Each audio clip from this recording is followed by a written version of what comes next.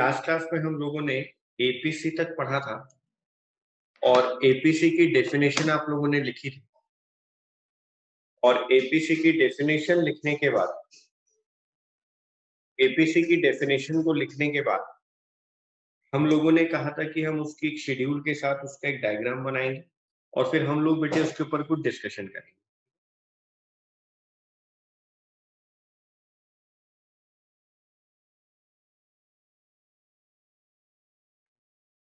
यहाँ लिखेंगे हम लोग level of income,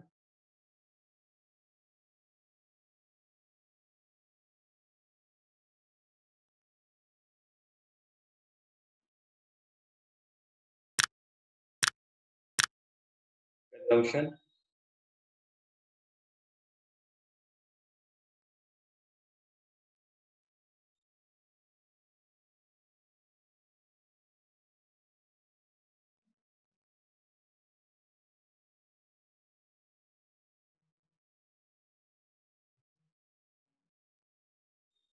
next column बनाएंगे एपीसी,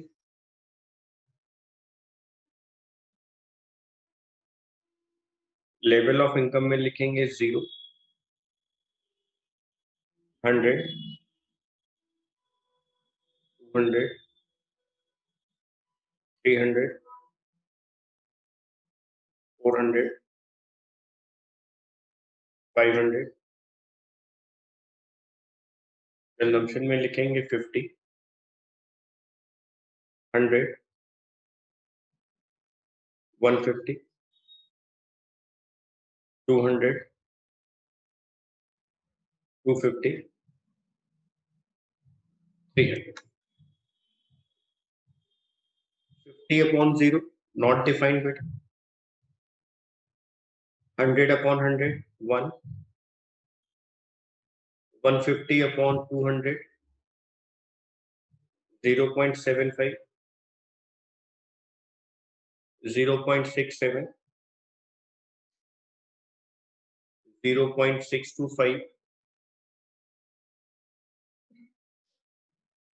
0.6। जैसे जैसे आपकी इनकम इंक्रीज हो रही है आपका कंजम्पशन भी इंक्रीज हो रहा है, लेकिन वो प्रोपोर्शनेटली उतना इंक्रीज नहीं होता है क्योंकि हमारी इनकम इंक्रीज होने के बाद हमारी सेविंग ज्यादा इंक्रीज हो, इसलिए एपीसी की वैल्यू भी आपके पास डिक्रीज हो।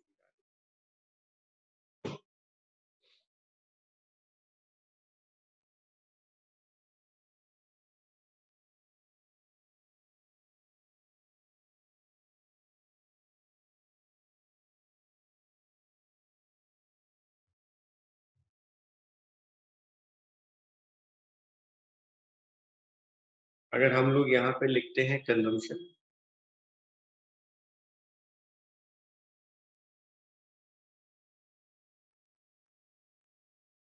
यहाँ पे लिखते हैं इनकम 100, 200, 300, 400, 500, 600,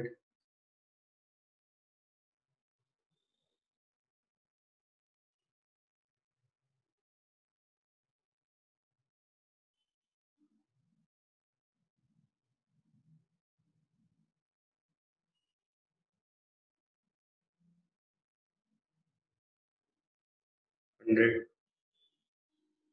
200, 300, 400, 500, 600।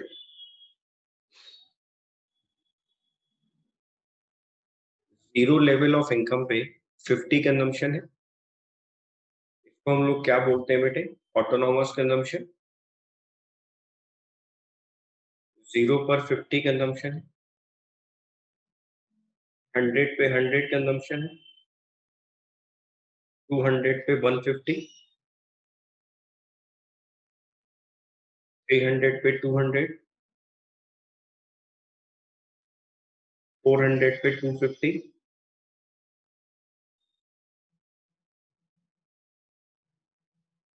500 पे 300।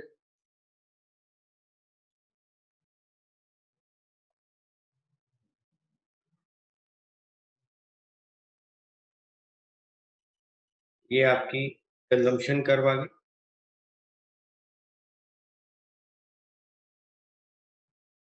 ये वो पॉइंट है जहां पर एपीसी 1 आ रहा है बेटा। ये वो पॉइंट है जहां पर एपीसी की वैल्यू 1 आ रही है।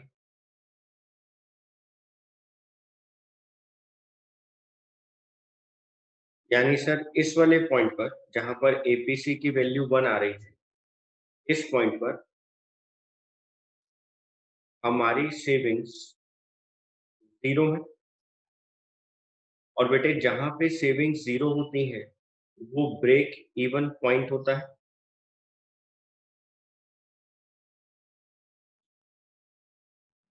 जहां पे सेविंग्स 0 होती है वो ब्रेक इवन पॉइंट होता है। जी सर। आप यहाँ पे देखिए नेक्स्ट पॉइंट पर कंजम्पशन 150 है, इनकम 200 है। यहाँ पे अगर हम लोग एपीसी की वैल्यू देखें सी अपॉन वाई, 150 अपॉन में 200, 0.75 है। जी सर। यानी एपीसी जो है बेटे, एपीसी जो है वो लेस देन 1 होगा। एपीसी जो है वो लेस देन 1 होगा to the right of the break even point, break even point के राइट साइड में। और एपीसी ग्रेटर देन 1 होगा कहाँ पे? Left side of the break even. जी सर। ये जैसे से और ऊपर की तरफ जाएगा इसकी वैल्यू कम होती जाएगी। यानी ब्रेक इवन पॉइंट के राइट साइड जब हम लोग ऊपर की तरफ जाएंगे तो एपीसी की वैल्यू लेस देन 1 होगी, क्योंकि वहां पे कंजम्पशन कम होता है as change in income. Okay sir.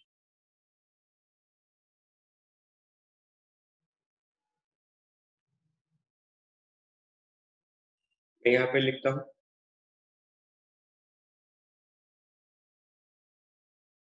Properties of APC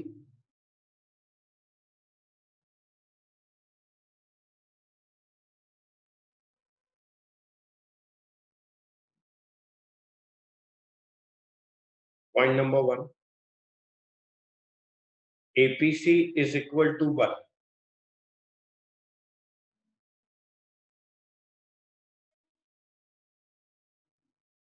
at break even point.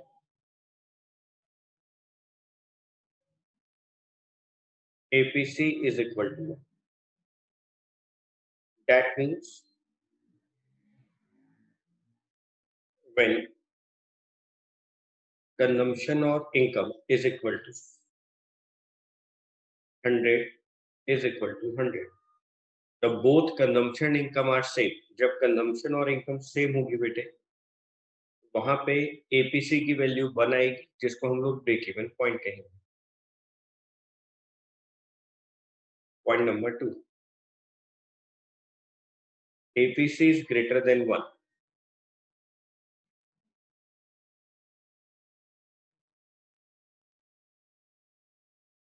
to the left of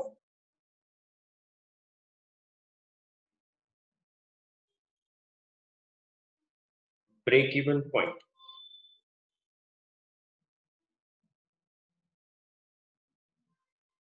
APC is less than 1. Sorry, APC is greater than 1. APC is greater than 1. That means when consumption is greater than income. बेटे आप खुद देखो ना, ये तो आप mathematically बात समझ सकते हो। एपीसी की वैल्यू कंजम्पशन अपॉन इनकम होती है। जब न्यूमरेटर डिनोमिनेटर से ज्यादा होगा, जब न्यूमरेटर डिनोमिनेटर से ज्यादा होगा तो वैल्यू हमेशा 1 से ज्यादा आएगी। जब न्यूमरेटर डिनोमिनेटर से कम होना शुरू हो जाएगा तो वहां पर वैल्यू हमेशा लेस देन 1 होगी। Point number 3, APC is less than 1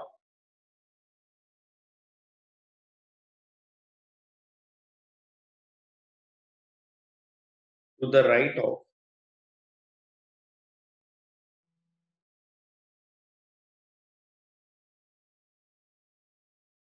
break even point. APC is less than 1. That means when consumption is less than income. Point number 4. APC falls with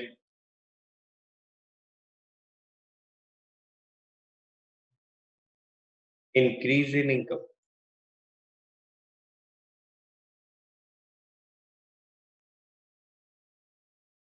APC falls with increase in income. आपकी income increase होती है, APC fall करना शुरू करता है क्योंकि हमारी proportion of consumption कम होता रहता है as compare to proportionate of income. Income जिस प्रपोर्शन से इंक्रीज होती है उस प्रपोर्शन से कंजम्पशन इंक्रीज नहीं होता, इसलिए बेटे एपीसी की वैल्यू कम होती जाएगी with every increase in income.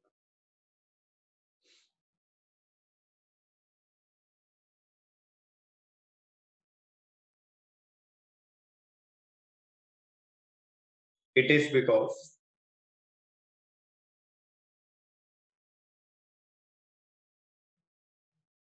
proportion of income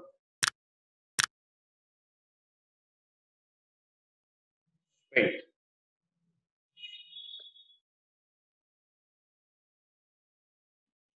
on consumption keeps on falling because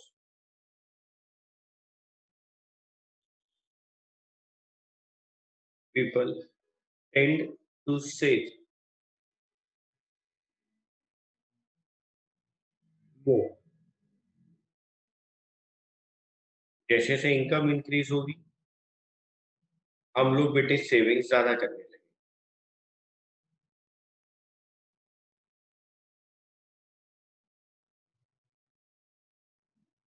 point number 5, APC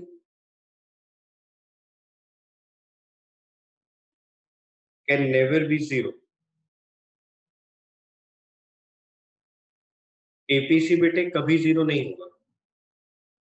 APC can never be zero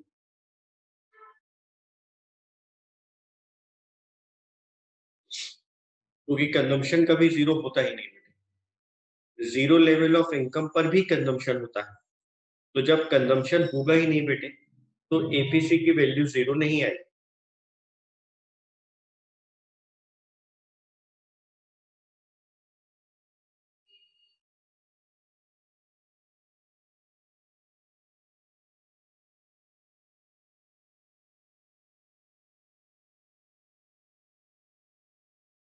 एक बच्चे ने कहा है सर थोड़ा सा एक बार स्क्रॉल अप कर दीजिए।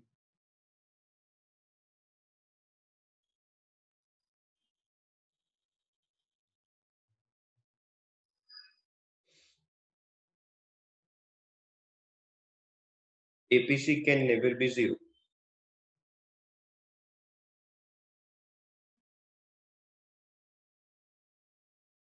This is because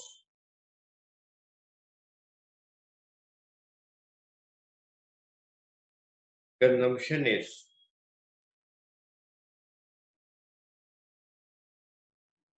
never zero,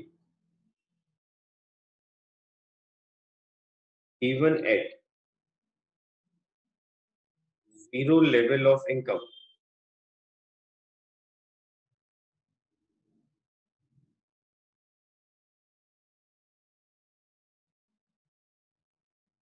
Autonomous consumption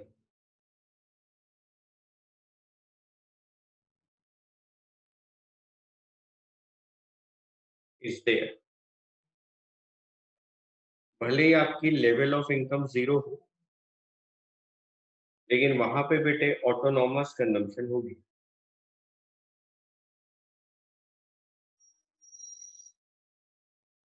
autonomous consumption is there.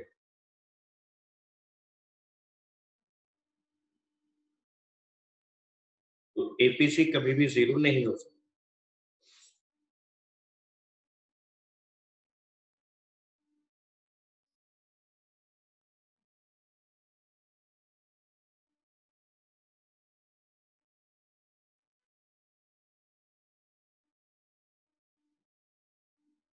जितने भी पॉइंट्स हमने यहाँ कर्व पे बनाए हैं, ये पॉइंट्स, ये सब एपीसी को रिप्रेजेंट कर रहे हैं।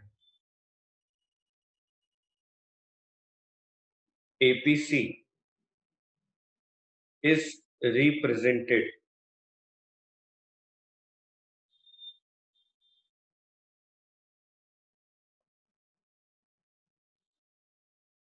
At a point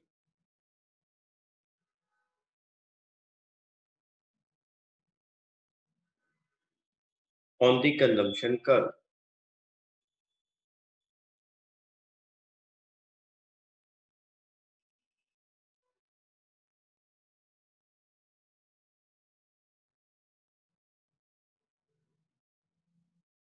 APC represent हो रहा है हर पॉइंट पर जो कंजम्पशन कर्व पे दिखाया जा रहा है।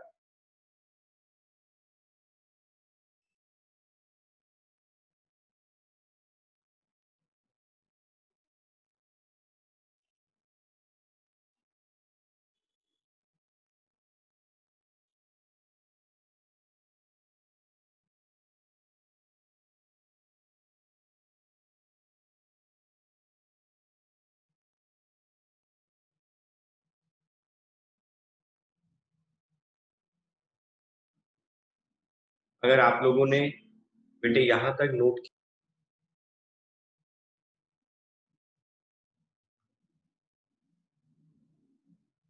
बेटे अब हम लोग बात करेंगे, अब हम लोग आपके साथ बात करेंगे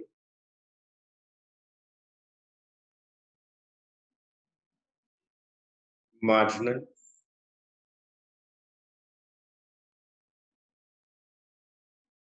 प्रोपेंसिटी कंज्यूम, एमपीसी।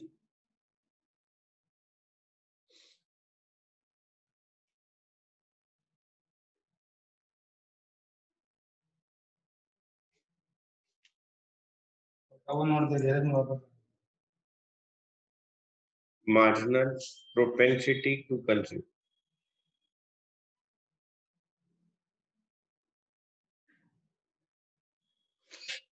एमपीसी। बेटे इनकम के चेंज होने से, इनकम के चेंज होने इनकम के चेंज होने से आपके कंजम्पशन लेवल में जो चेंज आता है,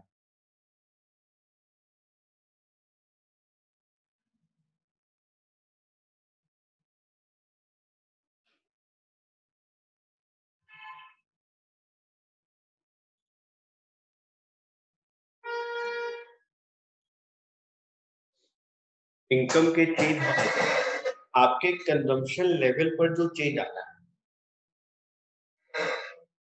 इनकम चेंज हुआ, फिर कंजम्पशन में चेंज आया, तो इनकम के चेंज होने से कंजम्पशन लेवल पर जो चेंज आता है ना बेटे, उसको हम लोग इकोनॉमिक्स में मार्जिनल प्रोपेंसिटी टू कंज्यूम से शो करते हैं। इकोनॉमिक्स में चेंज का मतलब है डेल्टा, इकोनॉमिक्स में चेंज का मतलब है डेल्टा, बेटा डेल्टा से हम लोग शो करते हैं। तो बेटे इनकम के अंदर जो चेंज आया है, उस चेंज की वजह से आपकी कंजम्पशन लेवल पर क्या चेंज आया है, आपके कंजम्पशन लेवल पे क्या चेंज आया है।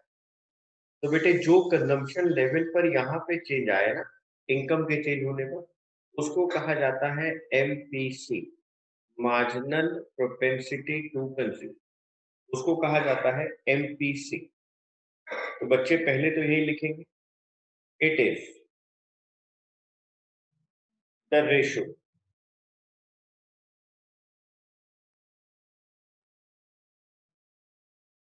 बिटवीन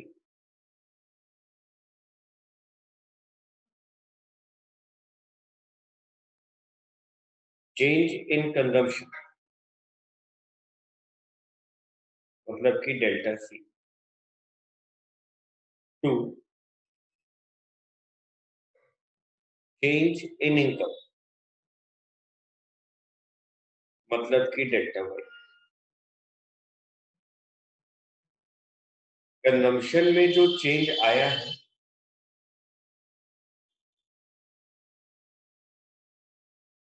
इनकम में चेंज आने की वजह से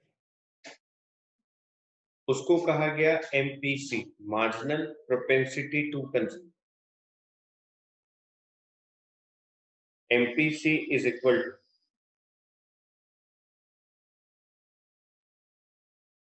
change in consumption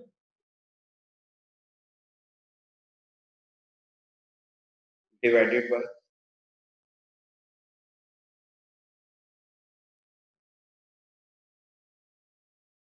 change in income, delta C upon में delta.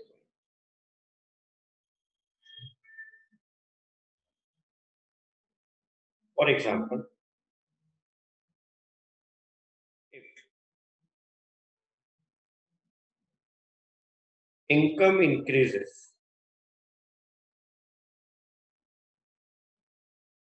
from rupees 200 to rupees 300,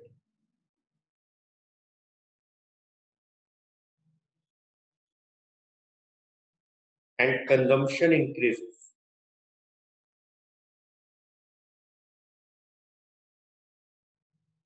from rupees 80 to rupees 140,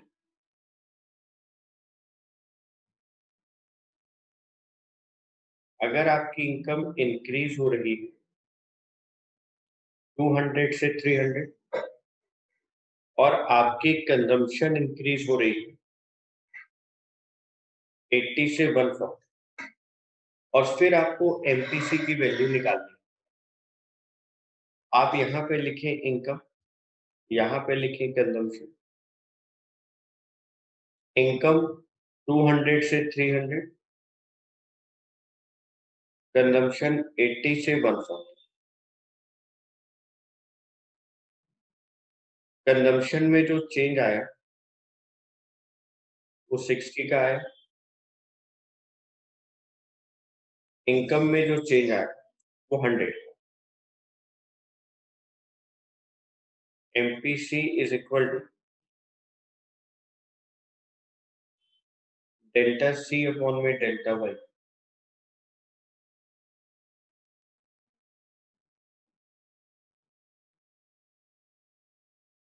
60 upon में 100, 0.6.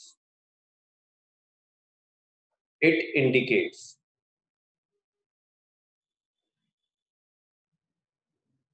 indicates that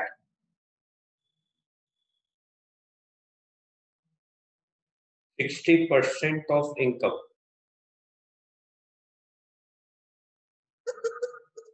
60% of increase in income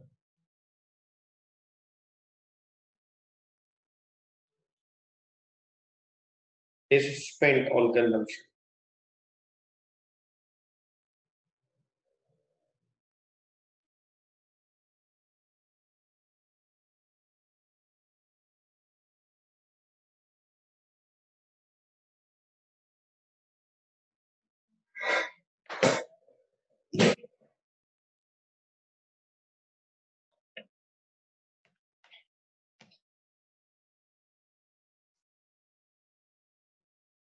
आपकी इनकम में जो 100 रुपीज से चेंज आया है, ये एमपीसी हमें ये इंडिकेट कर रहा है कि हम उस चेंज इन इनकम का 60% स्पेंड कर रहे हैं, तो सर बाकी का 40% सेव कर रहे हैं।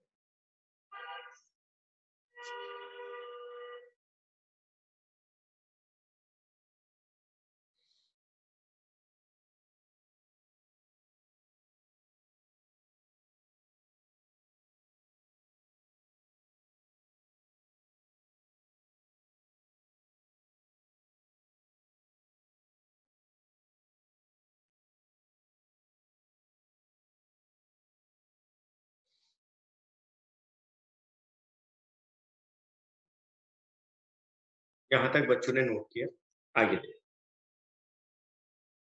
हम एक शेड्यूल की हेल्प से और इसके ऊपर चर्चा करते हैं।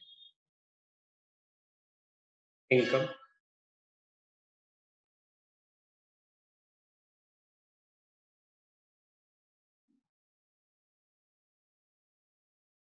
Consumption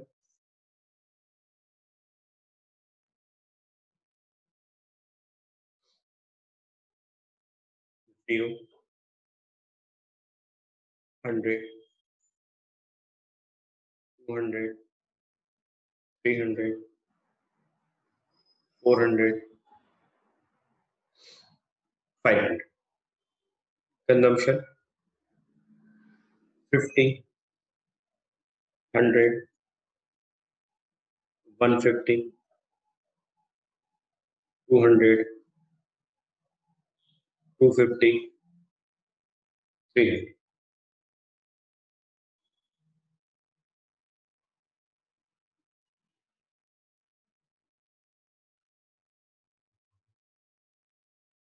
Change in consumption. Consumption के अंदर 50 50 50 50 50 से चेंज आ रहा है।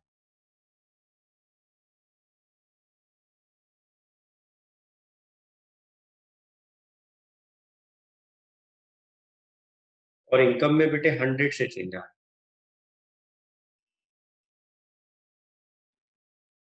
चेंज नहीं।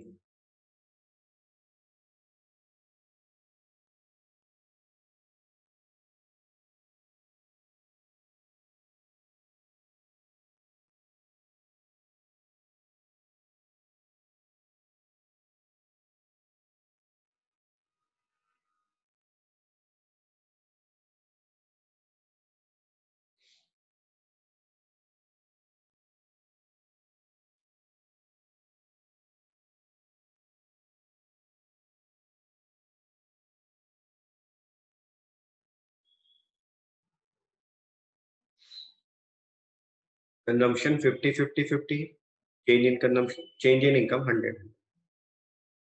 अगर हम एमपीसी की बात करें,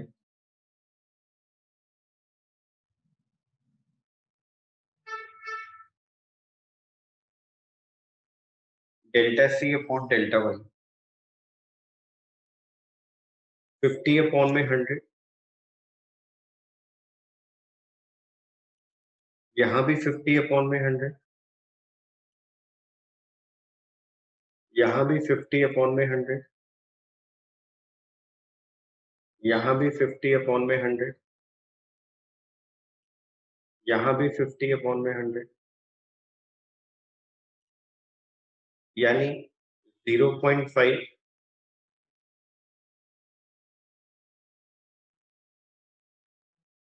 0.5 एमपीसी की वैल्यू हर पॉइंट पे 0.5 आ गई। आगे जाके हम जब प्रैक्टिकल क्वेश्चंस करेंगे बेटे, वहां पर भी एमपीसी की कांस्टेंट वैल्यू आपको बताई जाएगी। एमपीसी मतलब स्मॉल बी। जब हम लोग प्रैक्टिकल क्वेश्चंस करेंगे बेटे, तो वहां पर भी एमपीसी की वैल्यू आपको एक कांस्टेंट वैल्यू होगी, वो इंक्रीज डिक्रीज नहीं होगी वहां पर, ठीक है ना, हर पॉइंट पर वो सेम रहेगी। अगर हम लोग इसको अब कर्व पे शो करें,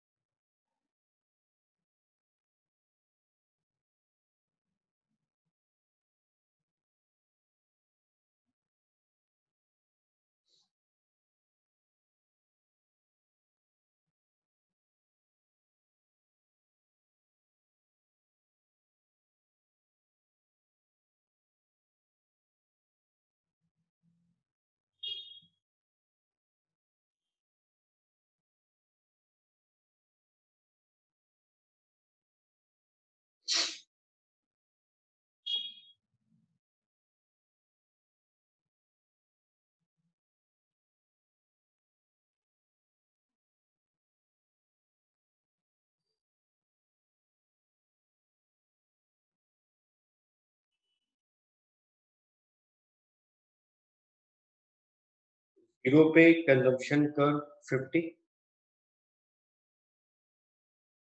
100 पे 100,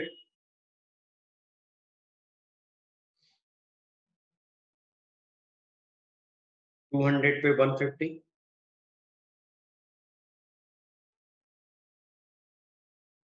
300 पे 200,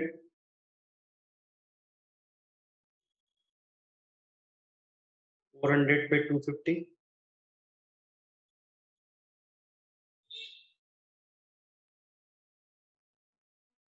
500 पे 300,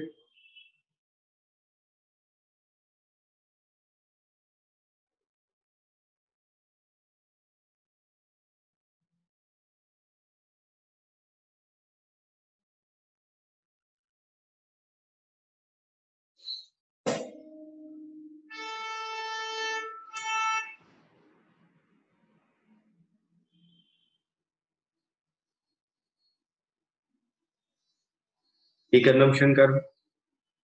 मेरी बात को ना बहुत ध्यान से पहले समझना। ये 100, ये 100, यहां मेरी इनकम में चेंज आया 100 से,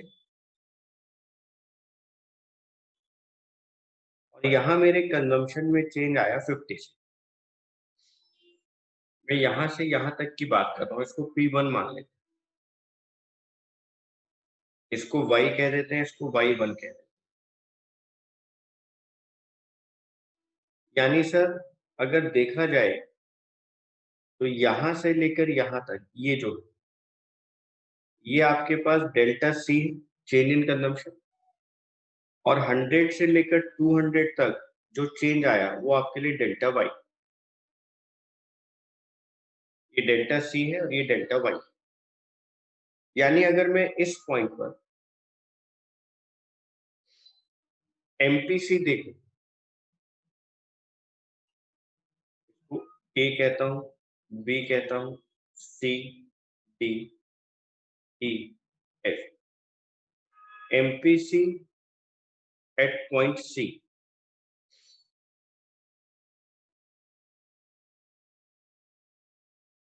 delta C upon delta Y,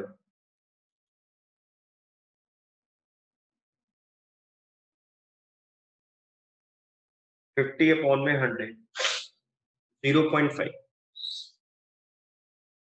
जी सर।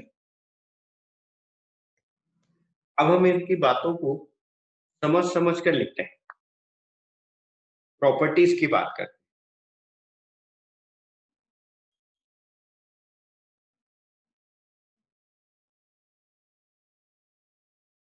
हैं। एमपीसी measures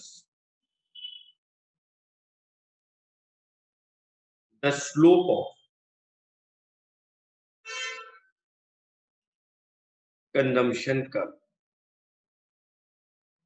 जो बच्चे मैथ्स के अंदर पढ़ते हैं स्ट्रेट लाइंस, बच्चे मैथ्स में पढ़ते हैं स्ट्रेट लाइन, तो स्ट्रेट लाइन का जो स्लोप होता है बेटे, ये वही है, चेंज। चेंज ही तो हमारे को स्लोप के बारे में बताता है।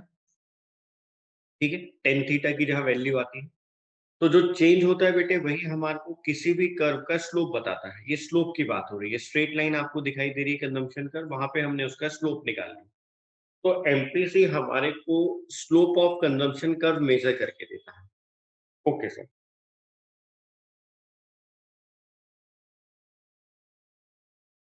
Next point,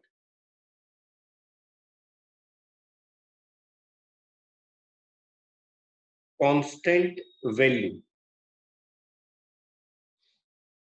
of MPC indicates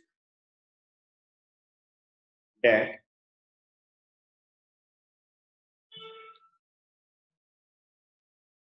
consumption curve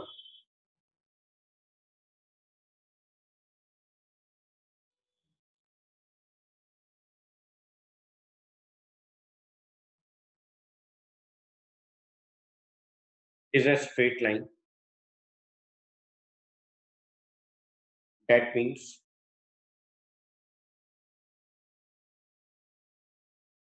MPC, या मैं उसको बोलूं small b,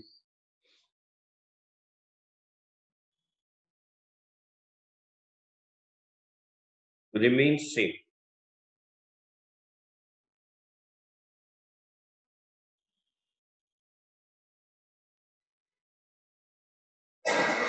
Constant value of MPC indicates that consumption curve is a straight line that means MPC remain same, और हमारे एग्जांपल में एनपीसी की value 0.5 uh.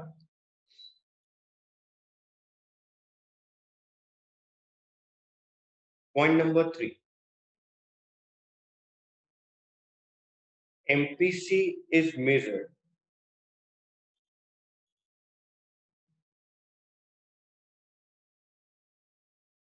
by delta C upon delta Y between 2 points. That means when changing from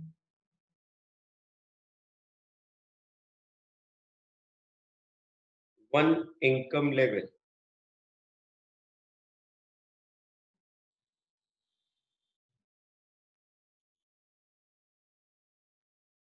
changing from one income level to the other,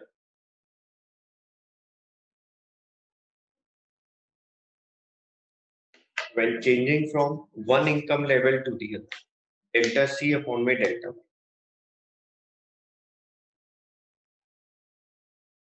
Next point,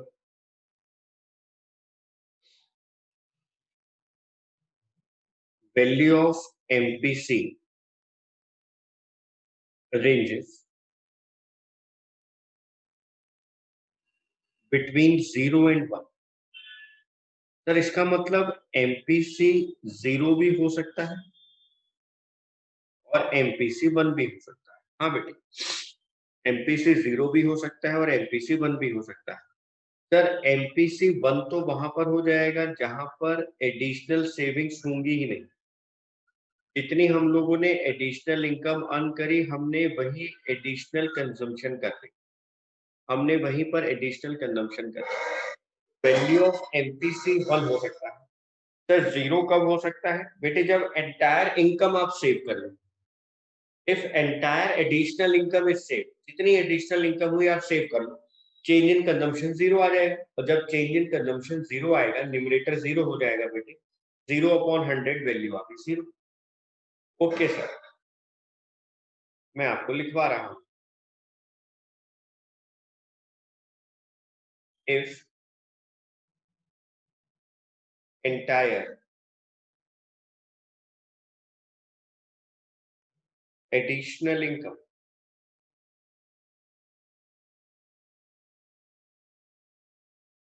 is spent, delta C is equal to delta Y,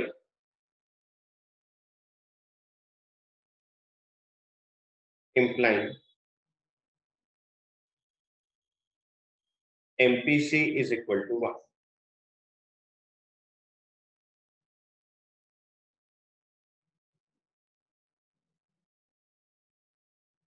If entire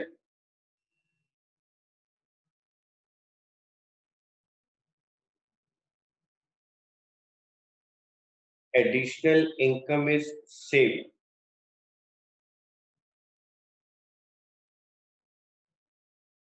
then change in consumption is equal to 0,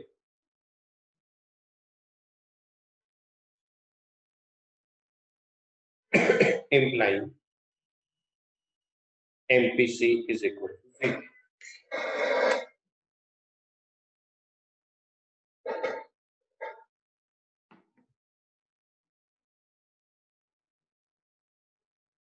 अगर आप सारी additional income को save कर लेंगे, MPC की value 0 आएगी, और अगर आप सारी एडिशनल इनकम को स्पेंड कर देंगे, कंज्यूम कर देंगे, एमपीसी की वैल्यू 1 आएगी।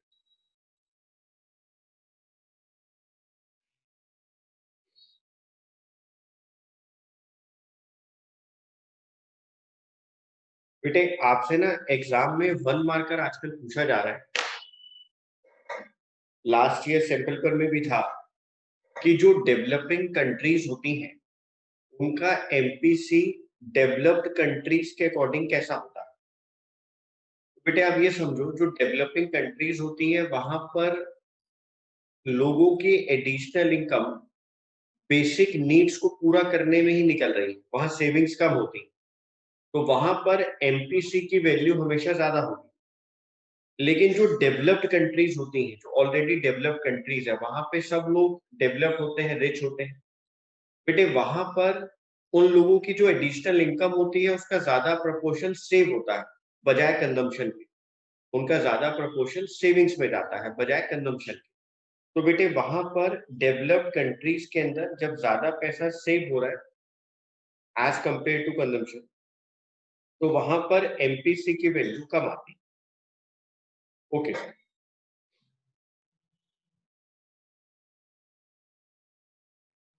तो सर हम कह सकते हैं कि एक गरीब आदमी का एमपीसी ज्यादा होगा और एक अमीर आदमी का एमपीसी कम होगा। हाँ बेटे बिल्कुल कह सकते हैं, मैं उसको लिखवा भी रहा हूँ। यहाँ मैं सितारा बना रहा हूँ।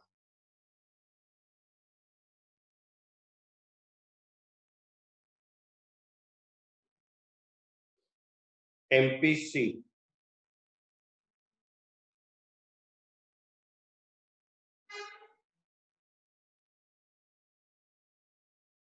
of developing countries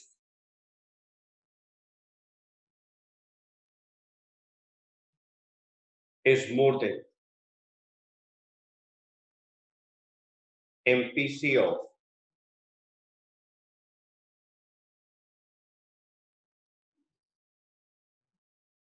developed countries,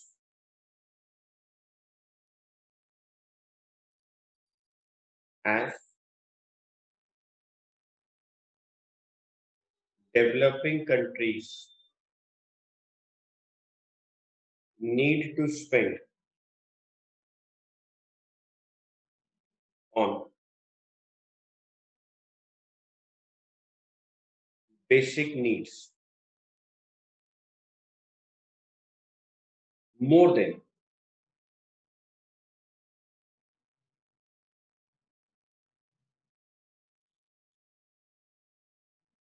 the developed country.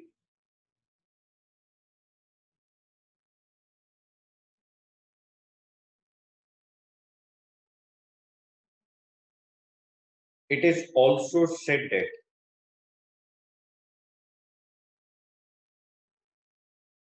MPC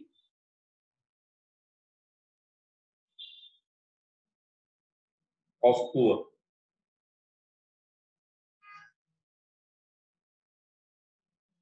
is more than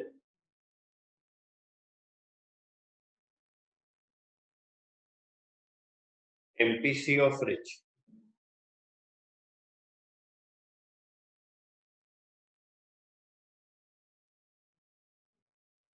As poor person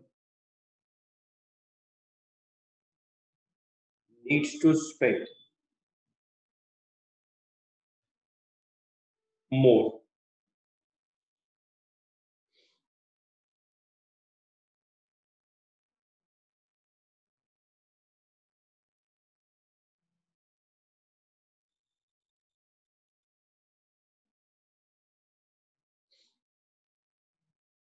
on basic necessities.